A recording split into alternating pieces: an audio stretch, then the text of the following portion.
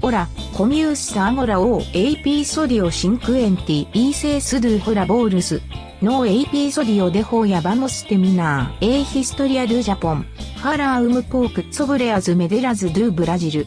Toca vinheta, filo.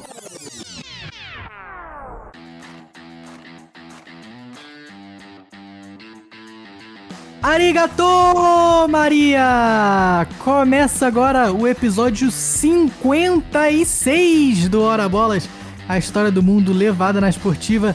Eu sou o Fernando Tancredo, Tanque. Ohayô, eu sou o Felipe Lopes, o Filosama.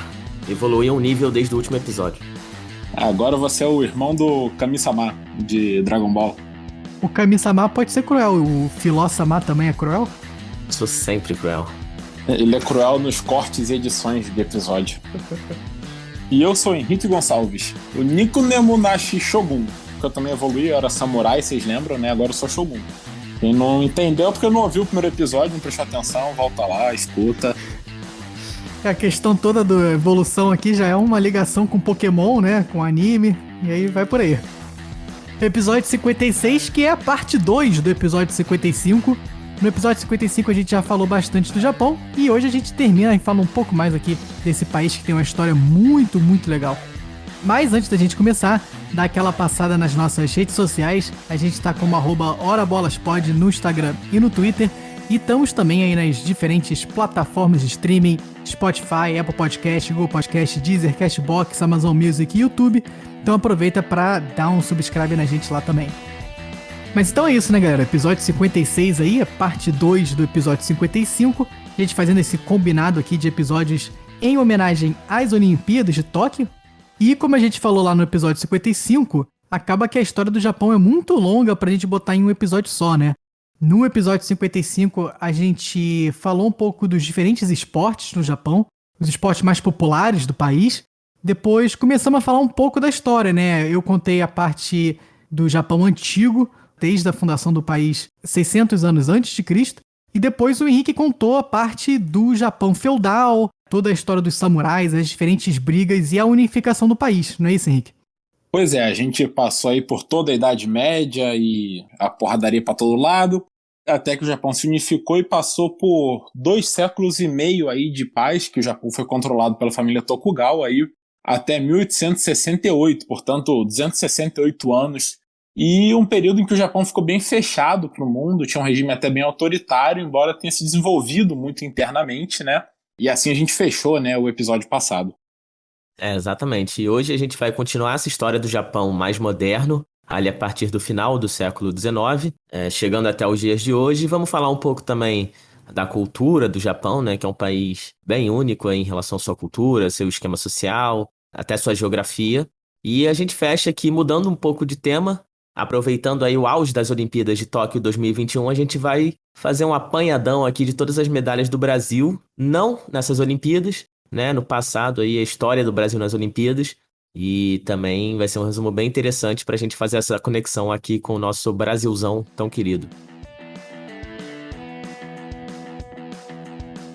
Mas vamos continuar aqui a história do Japão, e depois do final do período Edo, que o Henrique explicou no último episódio, a gente entra um dos períodos mais famosos, pelo menos de nome, eu imagino que o pessoal já tenha escutado, que é o período Meiji, que foi do 122º imperador japonês, e foi um período muito importante que trouxe muitas mudanças e que vieram a ser essenciais para o Japão se tornar o país que ele é hoje em dia. Já no ano seguinte do início desse período, a família real se mudou para a cidade de Edo, que depois viria a ser renomeada como Tóquio. Tóquio, que significa capital do leste, e até hoje é a capital do Japão, né? Uma das principais megalópolis do mundo.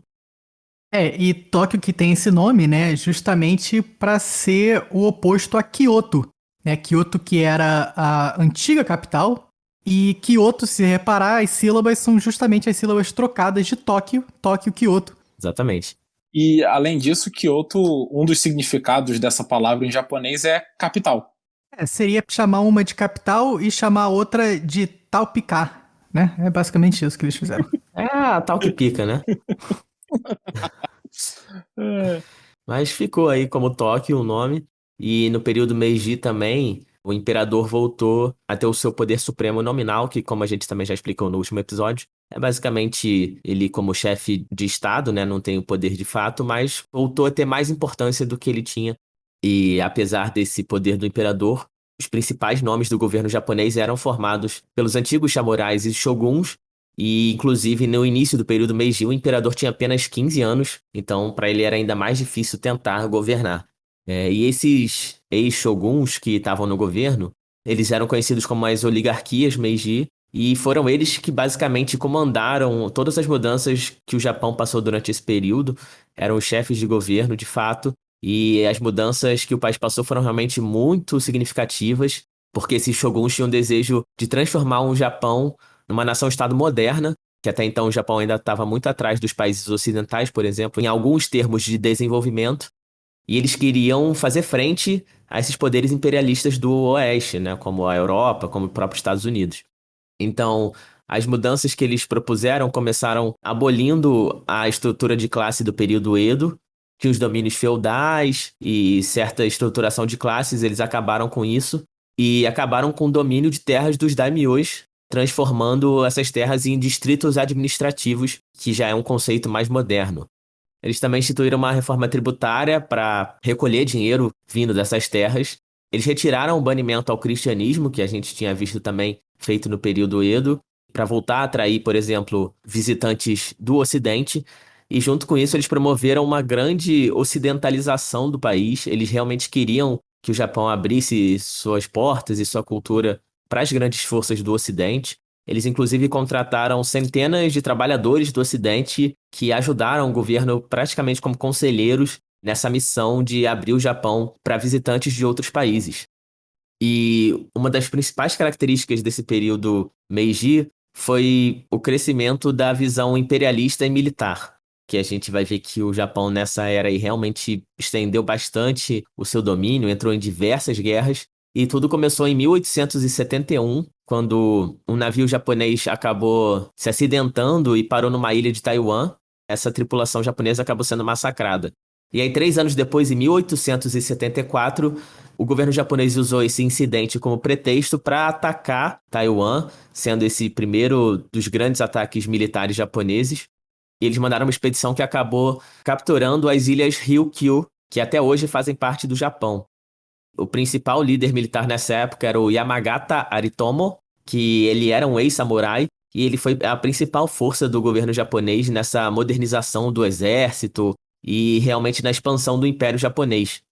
E como eu disse, o Japão tinha esse intuito de competir com as grandes potências ocidentais, e outro meio que eles encontraram foi realmente através do exército, dessa expansão militar. Então esse governo tinha a intenção de equiparar esses países ocidentais fazendo a mesma coisa que eles faziam, que era adquirindo colônias para extrair material, né, e aumentar sua riqueza e sua força militar. Então, depois de anexar as ilhas Ryukyu, o exército japonês virou sua atenção para a China e para a Coreia, né, seus vizinhos, e em 1894, forças japonesas e chinesas acabaram se enfrentando na Coreia. Os dois exércitos tinham ido para lá para tentar suprimir a rebelião Donghak, que foi uma rebelião que aconteceu na Coreia. E durante essa ocupação, as tropas chinesas e japonesas acabaram se enfrentando no que ficou conhecida como a Primeira Guerra Sino-Japonesa, né? Primeira já diz aí que vão ter outras. E as forças do Japão eram muito bem lideradas. Como eu falei, vem toda essa cultura dos shoguns, dos samurais e um exército que era muito disciplinado e realmente inteligente. E por causa disso, eles acabaram vencendo as forças chinesas que eram mais numerosas e tinham equipamentos militares considerados melhores. E depois da vitória do Japão contra os chineses, a ilha de Taiwan acabou sendo cedida para os japoneses em 1895. A próxima guerra do Japão, nessa época, foi contra a Rússia, que estava em expansão ali na Ásia. A guerra russo-japonesa durou de 1904 a 1905. E com mais uma vitória do exército japonês, o Japão acabou ocupando regiões da Coreia, né, que até então também não era dividida, inicialmente como um protetorado em 1905, e depois ele estendeu sua força e conseguiu uma anexação completa da Coreia já no ano de 1910. E a gente vai ver que essa anexação da Coreia tem consequências enormes para o Japão, e até hoje a relação entre japoneses e coreanos é bem intensa, né, por causa desses anos de dominação japonesa na Coreia. que duraram até a Segunda Guerra Mundial, né? Ou seja, 40 anos aí de presença dos japoneses, e é realmente uma relação bem complicada. E a gente teve até um caso aí nas Olimpíadas de Tóquio já, né, Tanque? Justamente, né? Na verdade, essa rivalidade aí de Japão e Coreia é bem antiga, volta lá no século XVI. E agora, né, durante as Olimpíadas de Tóquio, aí no comecinho das Olimpíadas, a delegação coreana botou várias bandeiras, né, na janela, assim, dos seus apartamentos na Vila Olímpica e botaram uma faixa que dizia: "Eu ainda tenho o apoio de 50 milhões de coreanos", que é uma passagem aí da guerra entre os dois países no século XVI, mas mostra também como essa rivalidade aí entre Japão e Coreia é uma coisa bem moderna ainda, né? E só para terminar aqui, a organização dos Jogos Olímpicos de Tóquio pediu para a delegação coreana retirar essas bandeiras da janela, o que foi retirado, mas criou aí um famoso climão, né, entre os coreanos e a organização japonesa. É um pequeno acidente diplomático, né, internacional. É DR, né? Mas essa ocupação do Japão na Coreia foi o ápice do apetite militar japonês aí na era Meiji. Foram muitas guerras e muita expansão do Império Japonês. E, como eu disse lá no início, né, isso aqui é um resumo do resumo do resumo. Então, quem sabe aí mais pra frente, um episódio mais específico, a gente possa trazer histórias mais completas. E quem se interessar também, a gente deixa a dica aqui pra pesquisar, que é muito interessante. E depois, em 1912, foi o fim dessa era e já o início do período conhecido como Taisho, que foi um período bem curto, durou só até 1926. E durante esse período do Imperador Taisho, o Japão desenvolveu instituições democráticas mais fortes e cresceu seu poder internacional, dando uma modernizada, né, para o Japão que a gente conhece hoje em dia. E foi também nesse período que o Japão participou da Primeira Guerra Mundial, dessa vez do lado dos aliados, né, contra os alemães e o Império Austro-Húngaro. Olha o spoiler. Acho que esse é teaser ainda, hein? Acho que esse é teaser. Pra quem não quer tomar spoiler da Segunda Guerra Mundial, segura aí que a gente tá chegando. Você não imagina o que vai acontecer. Fica ligado. Quem será que vai vencer a Segunda Guerra Mundial, hein? Será que o Japão sai vitorioso dessa? Confira já já aqui no Hora Bolas. Mas essa vitória do Japão na Primeira Guerra gerou um crescimento econômico sem precedentes para o país, e ele conseguiu ampliar ainda mais seu domínio ali no Sudeste Asiático, controlando as ex-colônias da Alemanha no sul do Oceano Pacífico. E em 1926 a gente entra no período Showa, que durou até 1989, e é até hoje o período mais longo de um único imperador na história do Japão, durando aí 63 anos. E os primeiros 25 anos desse período foram caracterizados por aumentar ainda mais o nacionalismo japonês e mais uma série de guerras expansionistas. Assim como os antigos shoguns, a elite política do Japão nessa época aspirava que o Japão fosse reconhecido, né, como um império forte no mundo inteiro e adquirisse novos territórios, novas colônias para extração de produtos e também para mandar a sua população excedente, né, o Japão que é uma ilha com uma população gigantesca e um povoamento maior ainda.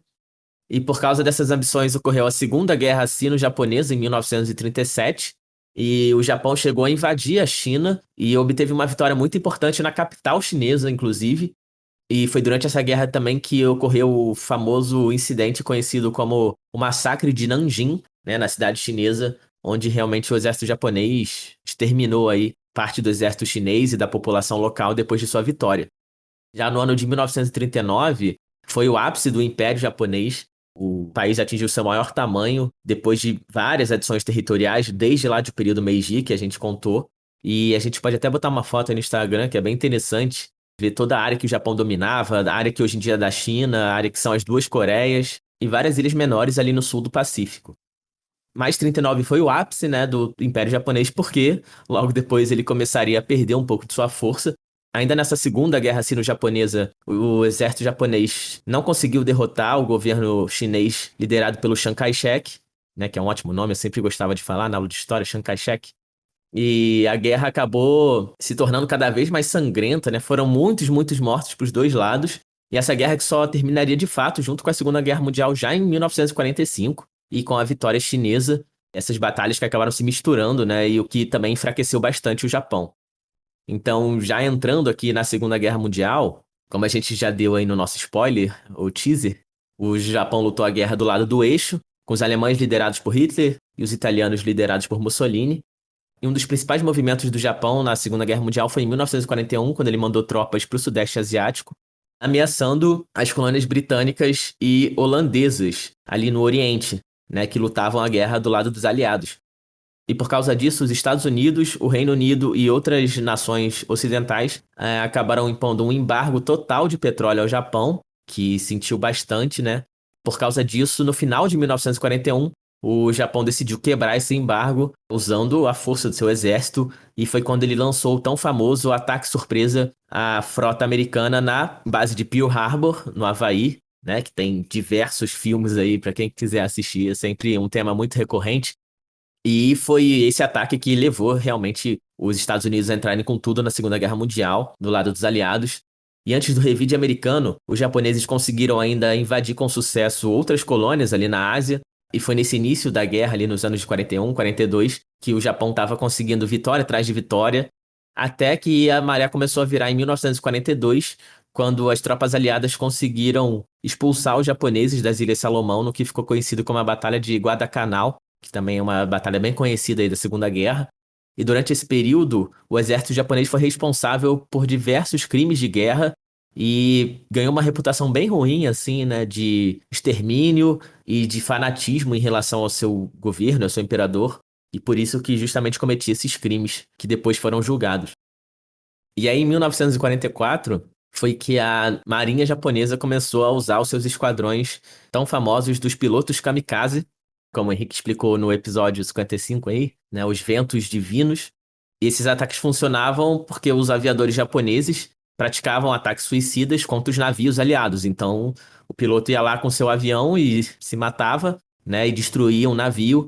E uma pessoa só conseguia matar ou pelo menos tirar a força de dezenas de pessoas que estavam naquele navio, né, que é um grande poderio militar. Então, estima-se que 3.800 pilotos kamikazes tenham morrido durante a Segunda Guerra Mundial. E esses 3.800 conseguiram levar consigo mais de 7.000 militares navais dos aliados, né? Então, praticamente o dobro, que mostra como funcionava esse ataque dos kamikazes aí pelo lado japonês. Era algo considerado como uma honra para eles, né, morrer como kamikazes. E até no sentido inverso, era considerado uma desonra se eles não morressem e acabassem sendo capturados pelos aliados.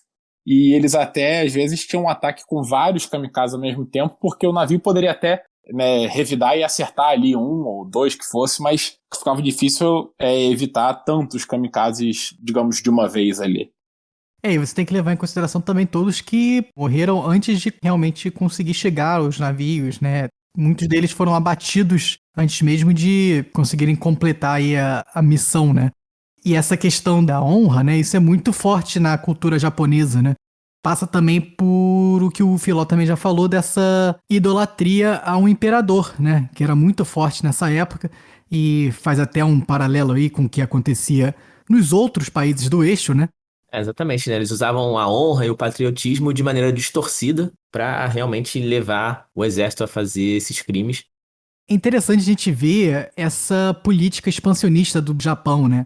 Tomou áreas da China, né, da Coreia, que é muito parecido com o que acontecia nos outros países do eixo, de expansionismo, de ultrapatriotismo. A gente acaba não pensando no Japão dessa mesma forma, ou pelo menos desse período do Japão da mesma forma. E como a gente viu aqui hoje, isso era uma coisa que acontecia aí até por mais tempo do que aconteceu na Alemanha e na Itália, né? Exatamente. O Japão seguiu na guerra fazendo seus ataques com os kamikazes, até que em 1944, o exército americano, já a pleno vapor aí na Segunda Guerra Mundial, capturou a ilha de Saipan, que fica ali na região também, e foi a partir dessa ilha que eles conseguiram arquitetar os bombardeios que seriam feitos nos próximos meses ao Japão. E esses bombardeios no total destruíram aí praticamente metade da área total das principais cidades japonesas. E os dois mais famosos deles, né, foram os da bomba atômica. O primeiro em 6 de agosto de 1945, que foi quando o exército americano soltou a bomba atômica sobre a cidade de Hiroshima, matando mais de 70.000 pessoas numa única explosão. E esse foi o primeiro ataque nuclear da história, um marco para a humanidade, negativo, mas um marco, um cataclisma criado pelo homem, basicamente, e diferente de tudo que já havia sido feito na história milenar da guerra entre nações aqui no planeta Terra. Realmente a gente pode trazer essa história mais detalhada aqui no futuro, porque dá para ficar horas aqui falando sobre isso. Por exemplo, soldados, né, que soltaram a bomba atômica, o cara que estava lá pilotando o avião e ajudou a soltar essa bomba, que alguns deles não tinham noção do que eles estavam fazendo, né, do tamanho daquela explosão, até porque, como eu falei, foi a primeira vez na história que isso aconteceu. Só 3 dias depois, em 9 de agosto, ocorreu a segunda bomba atômica na cidade de Nagasaki, uma explosão que matou aí mais de 40 mil pessoas. E depois desses 2 ataques, o Japão não tinha mais forças, nem as outras nações do eixo, que também estavam perdendo ali por toda a Europa. E o Japão acabou se rendendo aos aliados no dia 14 de agosto de 1945. E esse anúncio foi transmitido para todo o país no dia seguinte, na voz do próprio imperador Hirohito. É muito louco você pensar que nem os próprios soldados que lançaram a bomba, muitos deles não tinham noção nem que era uma bomba atômica, achavam que era um bombardeio aí de rotina, né? E aí, sem fazer juízo de valor nem nada, mas a justificativa ou a lógica dos americanos, né, na época e até hoje, era de que estava morrendo muita gente, tanto do lado americano como do japonês, mas principalmente para eles do lado americano. Então, que era preferível matar um número maior de pessoas em nome de salvar um número maior ainda, nos meses que se seguiriam, já que o Japão não ia se render. É claro que não estou defendendo ninguém, só estou explicando aí, né, qual era o raciocínio dos americanos. Era vamos forçar eles a acabar logo. Realmente não tem comparação, assim, o que aconteceu. Como eu falei, esses pilotos, até os que sabiam que era uma bomba atômica, não tinham realmente noção, porque ninguém tinha noção, nunca tinha acontecido, né? As declarações deles, assim, de quem tava lá, né, da explosão, descrição da explosão, das cores, do impacto, do barulho, assim, é tudo muito forte. E é um negócio tão fora de série que, felizmente, né, também nunca mais aconteceu desde então. E a gente espera que não aconteça, e por isso que também as guerras hoje em dia são bem diferentes e tem sempre o medo, né, dos ataques nucleares, mas que por enquanto ficaram só nesses aí da Segunda Guerra Mundial. E tem 2 museus muito legais no Japão, tanto em Hiroshima quanto em Nagasaki. Eu nunca fui no Japão, mas assim, todo mundo que vai diz que são museus muito, muito fortes, que eu imagino seja muito pesado de você visitar um negócio daquele, mas são importantes, né, que a gente não esqueça o que aconteceu para justamente, que nem o Filó falou, não se repita. Mas uma outra coisa dessa história que é bem bizarra, assim, é quase que uma coincidência, mas no sentido mais trágico possível, né? Um azar, é que a segunda bomba, na verdade, era planejada para uma outra cidade, que era um castelo histórico do Japão, chamado Kokura, 4 dias depois de Hiroshima. Só que a meteorologia previa tempestades em Kokura aí no dia 11, e com isso os Estados Unidos decidiram acelerar, mudar o alvo e jogar em Nagasaki no dia 9.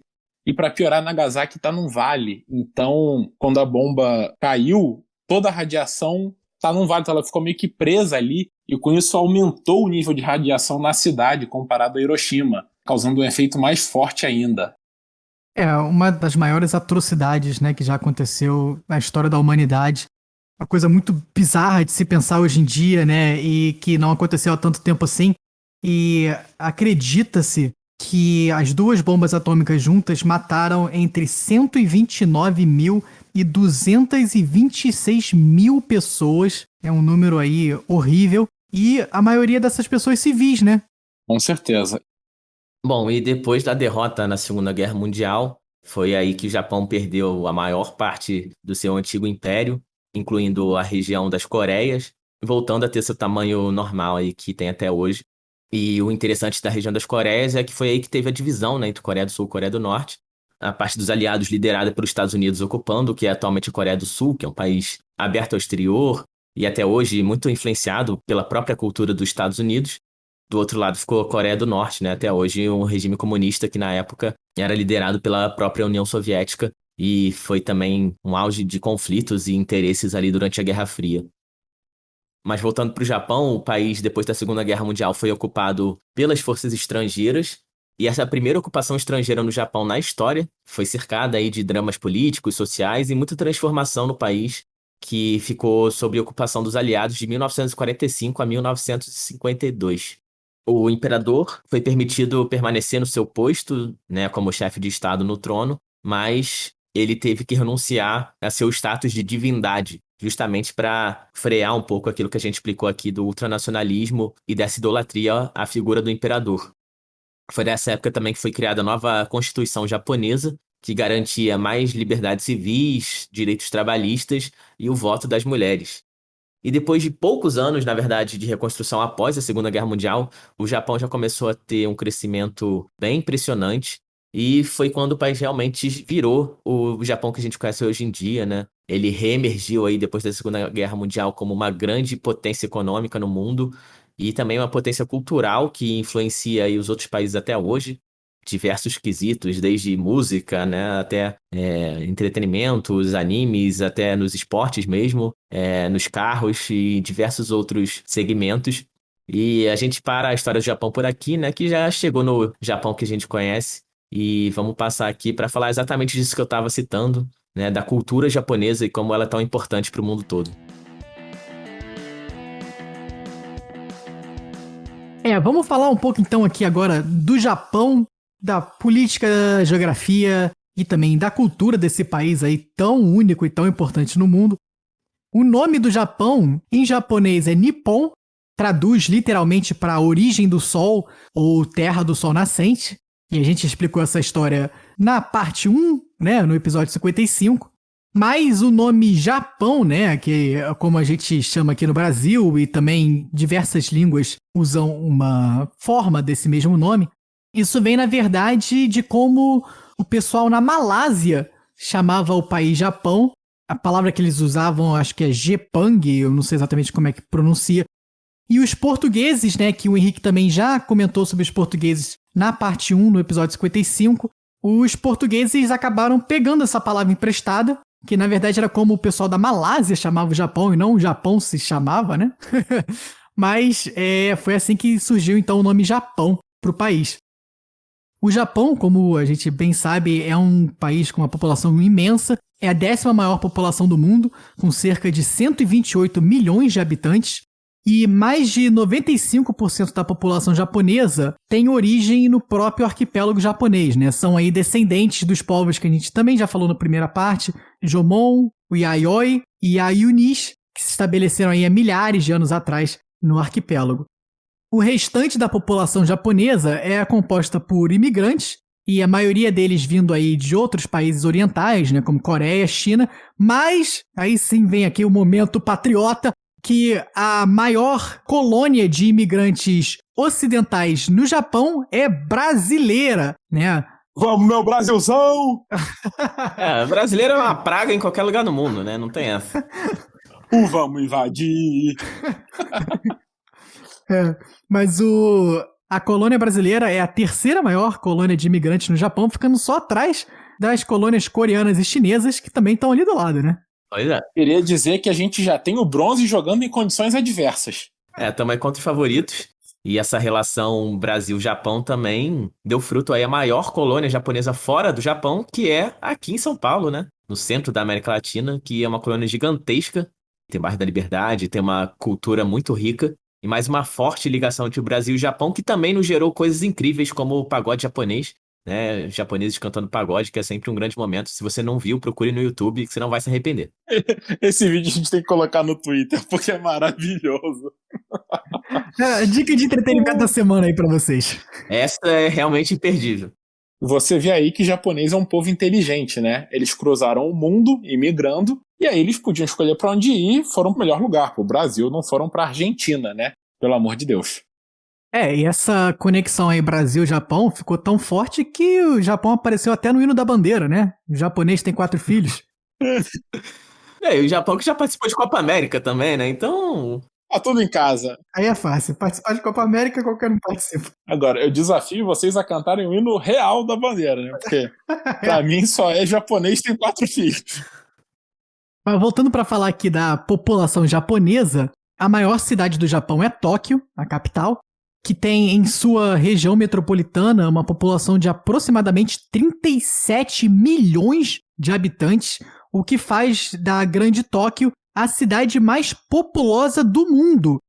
E no último censo aí feito no Japão, verificou-se que aproximadamente 92% da população japonesa vivia em centros metropolitanos. E uma coisa que é muito interessante no Japão é que a população japonesa em geral não é muito religiosa. Acredita-se que apenas 30% da população japonesa se identifique como pertencente a alguma religião, e desses 30%, aproximadamente aí 85 a 95% se identificam como ou budistas ou shintoístas. Shintoístas, que a gente também comentou aí no primeiro episódio, é aquela religião mais tradicional do Japão, né? E até o shintoísmo acaba se tornando quase que um folclore no Japão, né? Até a gente tá falando bastante aqui dessa cultura do anime. Tem vários elementos aí do shintoísmo que acabam aparecendo nos animes, né? Essa conexão muito próxima com os espíritos. Então o shintoísmo faz parte da cultura popular do Japão.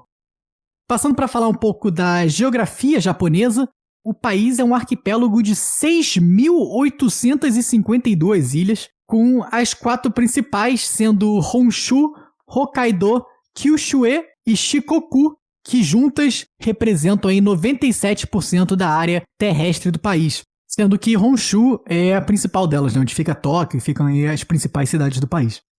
A gente percebe aí que a 5ª série continua até hoje no Japão, né? Segue firme. A maior parte dessas ilhas é montanhosa, né, com muitos vulcões. Aliás, essa atividade tectônica é uma coisa muito característica do Japão, né? E dentre essas montanhas, né, a mais destacada delas é o Monte Fuji, que é um símbolo aí do país, né? É, na verdade, um vulcão e tem uma altitude de 3.776 metros. E essa atividade tectônica do Japão, né, é muito interessante porque o Japão fica localizado no Círculo de Fogo do Pacífico, que é uma área no Pacífico onde diferentes placas tectônicas se encontram. Então, por isso, tem muitos vulcões, né, muitos terremotos. Tem aproximadamente 80 vulcões ativos no país. E os terremotos são muito comuns, acontecendo aproximadamente 1.000 pequenos terremotos sensíveis por ano. Politicamente, a gente já falou bastante disso, mas o Japão é uma monarquia constitucional, onde o poder do imperador é muito limitado, né? Ele é apenas aí um símbolo do Estado e da unidade. O principal líder do Japão é o primeiro-ministro, que é eleito pelo parlamento japonês, que tem um nome muito interessante de dieta, né? A dieta nacional, e a dieta é dividida em 2 câmaras, a Câmara dos Representantes e a Câmara dos Conselheiros. Não confundir Câmara japonesa com Câmara japonesa, né? Porque as câmeras japonesas também são muito famosas, mas essas aqui são as câmaras japonesas. Verdade, achei que você ia falar que a dieta era dividida em proteínas e carboidratos, né? Mas é outra coisa aí. Ela é dividida em Canon e Nikon, na verdade, né? E já que falamos de câmeras, né? O Japão é um dos maiores exportadores de bens industrializados do mundo e também uma das maiores economias do mundo, né? O Japão tem aí a 3ª maior economia do mundo, em PIB nominal, e possui um padrão de vida muito alto, né? O 17º no ranking do IDH, e também tem a maior expectativa de vida do mundo e a menor taxa de mortalidade infantil, mostrando bastante também essa qualidade de vida do Japão, né? Uma das maiores questões sociais hoje em dia no Japão é o envelhecimento da população japonesa, né? Hoje, já mais de 20% da população japonesa tem mais de 65 anos, criando aí um problema com o declínio da força de trabalho, né? E o aumento dos custos de previdência, né? E um outro problema muito sério no Japão, nessa questão social, é a questão dos suicídios, né? Como a gente já falou aqui nesse episódio, a questão da honra é muito forte na cultura japonesa, e isso leva bastante a essa alta taxa de suicídio, uma das maiores do mundo, uma questão aí muito séria também para a população japonesa. E uma outra questão em relação à sociedade japonesa é a estratificação de classes, né? Que era uma coisa que a gente contou aí no outro episódio também, que acontecia desde o início da formação do país. Essa estratificação foi criada no período Yayoi, 1000 anos antes de Cristo, praticamente, e depois ela foi se perdendo ao longo do tempo, principalmente com o fim do monopólio das elites sociais, né? Que, como a gente explicou, aconteceu ali durante o século XIX, e todas essas classes sociais foram legalmente abolidas durante o período Meiji. Só que com a exclusão das classes também cresceu muito a desigualdade social no país, né? De termos sociais e também financeiros. E isso só veio a mudar depois da Segunda Guerra Mundial, como eu falei, no período em que o Japão mais cresceu e se reergueu. E hoje em dia, por ser um país também muito industrializado, Algumas pesquisas no Japão indicam que 90% dos japoneses se auto-identificam como classe média, que é um dado bem interessante e mostra também como, em termos sociais e econômicos, o país conseguiu diminuir bastante as suas desigualdades.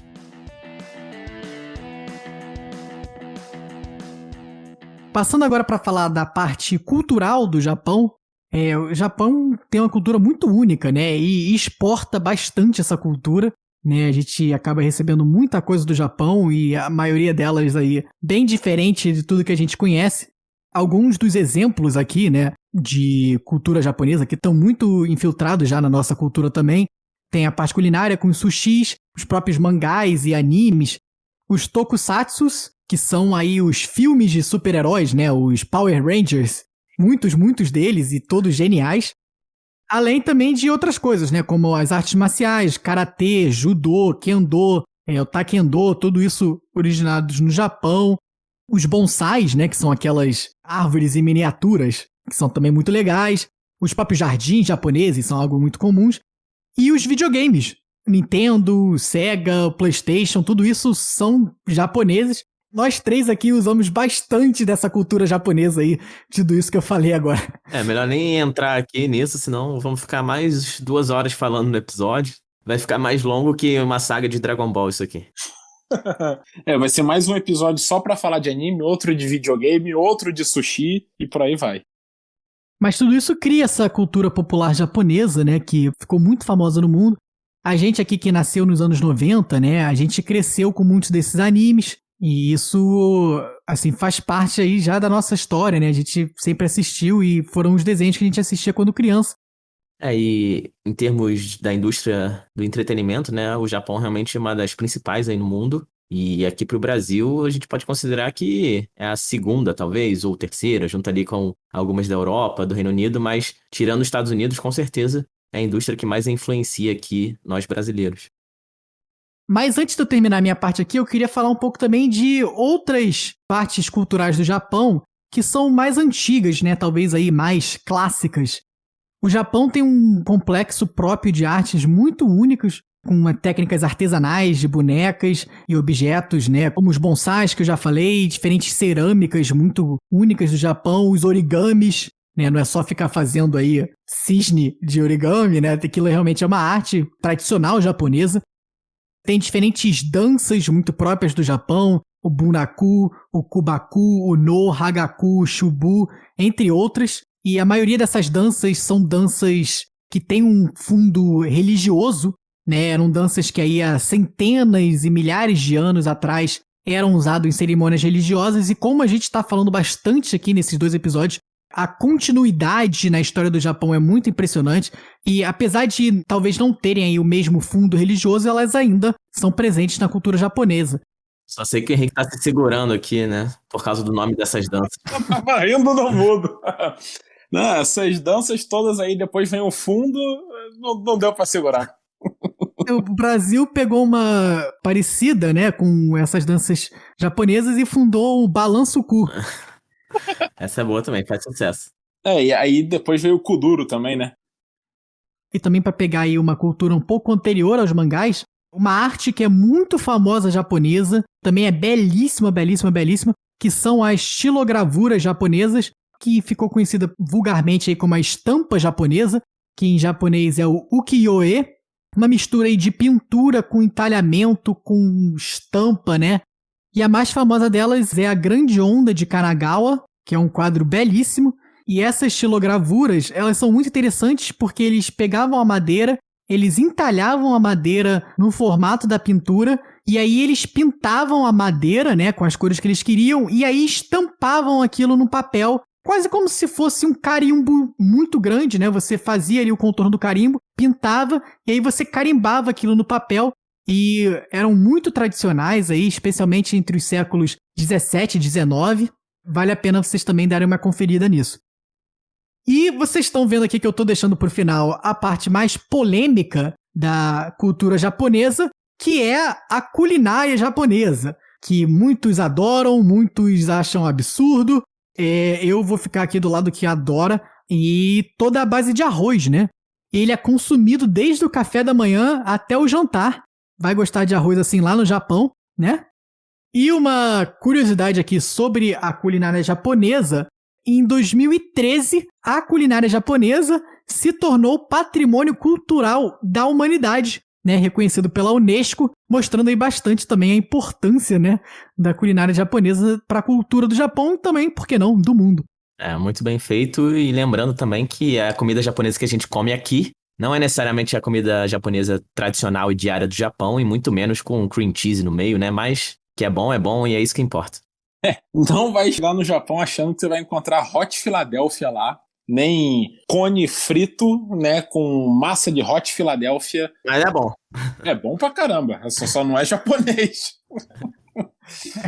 Isso que vocês estão no Brasil, né? Porque aqui nos Estados Unidos, então, é uma coisa horrível. Porra, tem aqueles molhos coloridos.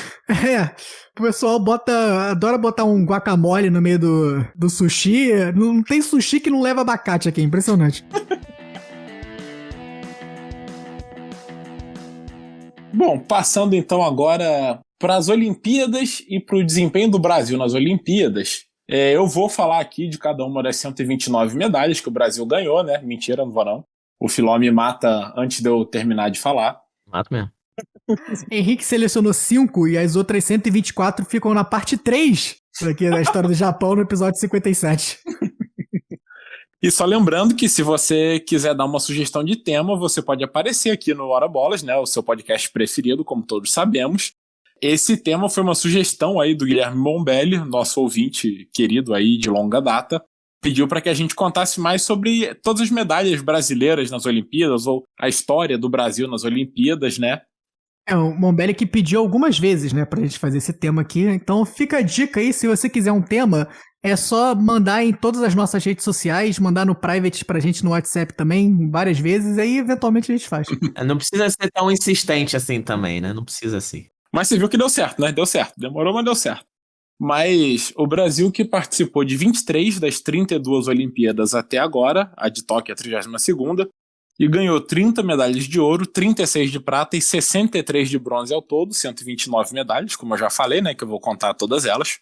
O vôlei é o esporte que mais ganhou, somando aí vôlei de quadra e de praia, com 23, depois o judô com 22 e a vela com 18.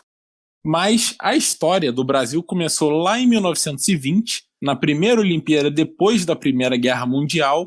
Ela foi disputada na Antuérpia, na Bélgica. É uma cidade que foi escolhida aí porque a Bélgica era um país relativamente neutro na guerra, né? O Brasil mandou 22 atletas para Antuérpia, todos homens. A gente até contou aí a história da primeira mulher a participar de Jogos Olímpicos, que foi a Maria Lenk. No episódio 39, a gente contou a história dela. Mas na Antuérpia, então, foram só homens e eles tiveram aí mais dificuldade ainda do que a gente contou na época da Maria Lenk, né? Eles não tinham dinheiro nem apoio nenhum do Brasil, então todos eles tiveram que pagar aí pela própria passagem e sem ter muito dinheiro, eles foram num navio aí que eram cabines internas e sem ventilação.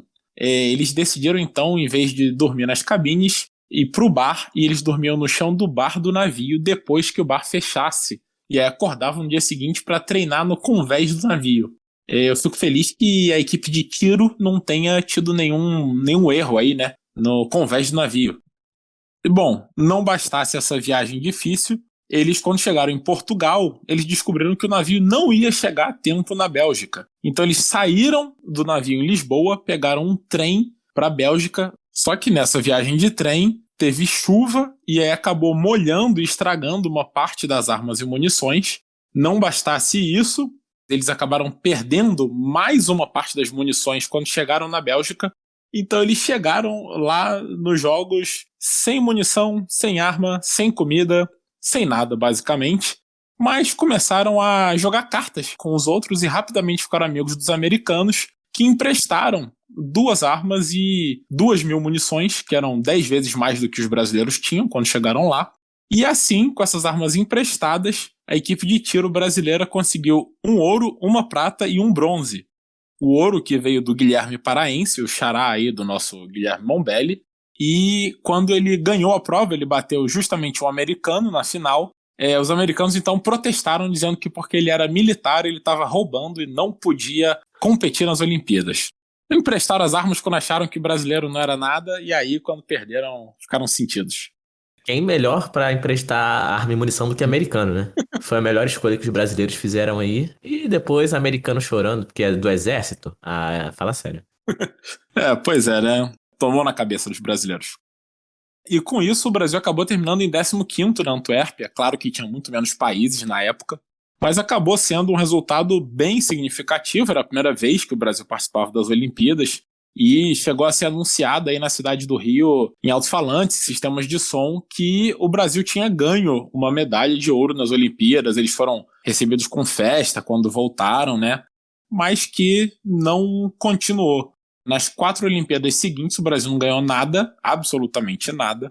Só foi conseguir uma medalha de novo em 48, depois da Segunda Guerra Mundial, em Londres, e só foi conseguir um ouro em 52 com o Adhemar Ferreira da Silva, do salto triplo, que foi também o primeiro bicampeão olímpico brasileiro, e aí um dos maiores atletas brasileiros de todos os tempos, sem a menor dúvida. Ele foi campeão olímpico, campeão sul-americano, campeão pan-americano, recordista mundial.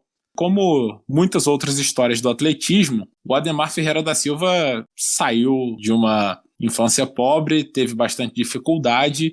Quando viu que existia aí o atletismo no São Paulo, ele começou a correr, a competir, e ele chegou em 52 entre os favoritos. Não só ele venceu o ouro, como ele bateu o recorde mundial 4 vezes em 6 saltos nas finais. E aí ele, feliz depois, ele foi aplaudido de pé lá na Finlândia, né, as Olimpíadas de Helsinki, 52. Então, para comemorar, ele deu uma volta na pista inteira e assim foi criada a volta olímpica. 4 anos depois, o Adhemar venceu de novo em Melbourne, marcou época no Brasil como primeiro bicampeão, como eu disse, e novamente a gente vê que assim, foi o esforço individual de alguém iluminado e extremamente batalhador. Aliás, vale a pena citar também que o escudo de São Paulo, né, tem 2 estrelas douradas ali em cima, e essas estrelas são os 2 recordes mundiais que o Adhemar Ferreira da Silva bateu. Mas assim, a gente vê aí que também, infelizmente, é uma história que não continuou, né, não foi aproveitada pelo Brasil.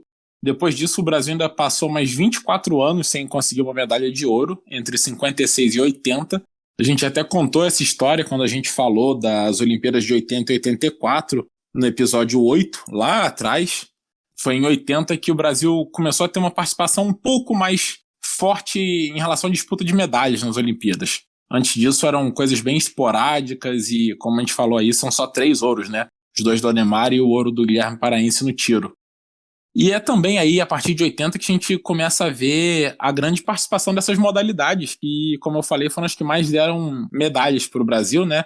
A vela ganhou 2 ouros em 80, em 84 a gente falou muito aí sobre a geração de prata do vôlei, que foi o que impulsionou o vôlei no Brasil realmente. E em 88 veio o primeiro ouro no judô, que também é outra modalidade bem tradicional, com o Aurélio Miguel, que levou o nosso primeiro e único ouro naquelas Olimpíadas, e foi também as Olimpíadas que tiveram surgimento aí de Torben Grael e Lars Grael, 2 dos maiores velejadores do mundo e com certeza do Brasil. E só mais 2 medalhas marcantes que eu queria falar aí, então, para a gente não falar das 129, né?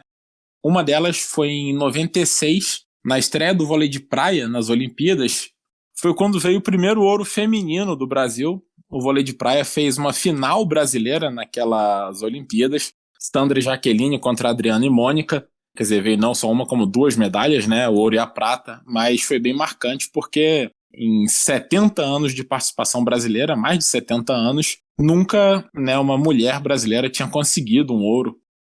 E a outra medalha marcante feminina, que foi a da Malren Maggi, em 2008. A Malren, que era um dos grandes nomes brasileiros aí no salto em distância, mas acabou sendo pega por doping e perdendo competições olímpicas. E chegou em 2008, aos 32 anos já, quase como um franco atirador, e ela acabou aí encaixando um salto espetacular e ganhou por 1 centímetro a medalha de ouro. Foi inclusive uma medalha que eu lembro que eu matei aula na faculdade para assistir. O diretório acadêmico lá do FRJ, em vez de ser um local de, né, bebida e jogos, virou um local em que todo mundo estava assistindo a Malren Maggi numa televisão pequenininha e vibrando pra caramba. Em vez de ser um local de bebida e jogos, virou um local de bebida e jogos também, né? Exatamente. Só que de outro jeito. E a gente sabe, né? Já matamos ela na faculdade por muito menos. Essa aí realmente valeu a pena pra ver o ouro da maior imagem. Com certeza, justíssimo. Saudade do nosso querido Daek, né, Henrique? É verdade, bons tempos. E só pra encerrar então, né? Apesar da gente criticar bastante o Brasil, porque a gente gostaria que o Brasil brigasse muito mais nas Olimpíadas. A gente sabe que falta investimento, né? Falta apoio. Mas é impressionante quando você para olhar o quadro de medalhas do Brasil e você vê que dessas 129 medalhas, até 92 a gente só tinha 39. E aí de 96 para cá a gente ganhou 90 medalhas. Então é lógico que ainda falta muito para a gente chegar onde a gente sabe que o Brasil tem potencial de estar, né? Nossa melhor classificação na história ainda é o 13º lugar no Rio. Mas assim, já é um salto bem grande se você pensar que até os anos 90 ganhar uma medalha de ouro já era lucro, digamos assim. Quase um salto ornamental, né? Nas medalhas do Brasil. Pois é, mas vamos torcer para agora então, em vez de ser um salto ornamental, que você só faz um monte de firula e cai, ser um salto triplo, né? Que pelo menos assim, você dá 3 passos para frente. Não, é isso que o Henrique falou, resume bem, né? O Brasil ainda tá muito distante de onde a gente sabe que tem potencial, mas estamos no caminho certo, melhorando as participações aí ao longo dos anos. Eu lembro de Sydney e Atenas, que foram 2 Olimpíadas bem marcantes. Sydney porque o Brasil foi muito mal, não conseguiu nenhuma medalha de ouro, e era uma Olimpíada que a gente tinha bastante expectativa. E depois em Atenas o Brasil foi muito bem, foi a primeira grande participação assim, em número de medalhas. E de lá pra cá tem sido bons resultados, que a gente espera que melhore.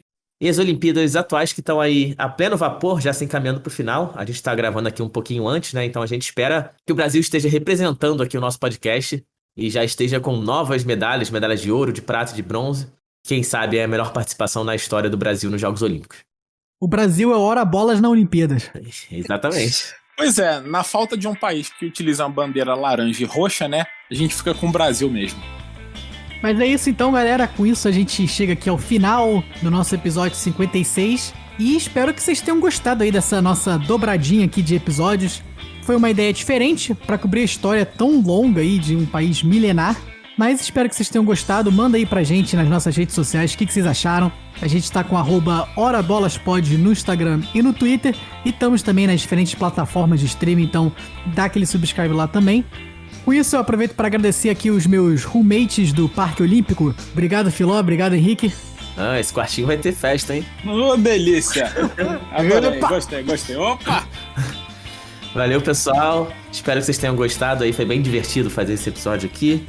Como eu disse, as Olimpíadas estão rolando aí. E a gente que é fã de esporte é um dos melhores períodos do ano para ficar ligado em tudo, virando madrugada, assistindo até a canoagem, o que quer que seja. Espero que vocês estejam assistindo também. A gente segue aqui na torcida do Brasil e Mataraishu. Até semana que vem em japonês. E você vê que o Filó, ele incorporou os pokémons mesmo, né? Vai matar o Raichu. Não, se eu fosse um Pokémon, eu falaria Filó. Mas queria dizer que ia matar o Raichu, só que ele fala assim. Você tem que entender a língua dos Pokémons, entendeu? Justamente. É isso aí, galera. Espero que vocês tenham gostado dessa nossa grande passada aí pelas Olimpíadas e pelo Japão. Eu vou ficar devendo algum animal nessa vez, porque eu não sei imitar 5 anéis olímpicos. Sempre isso. Melhor assim, chega. Então é isso, galera. Aproveita aí e manda pra gente também. Se tivesse uma Olimpíada de podcasts, qual medalha que o Ora Bolas ganharia aí, na opinião de vocês? Se não for de ouro, eu não preciso nem mandar, tá? É isso aí. Então bom, galera. Abraço e até semana que vem.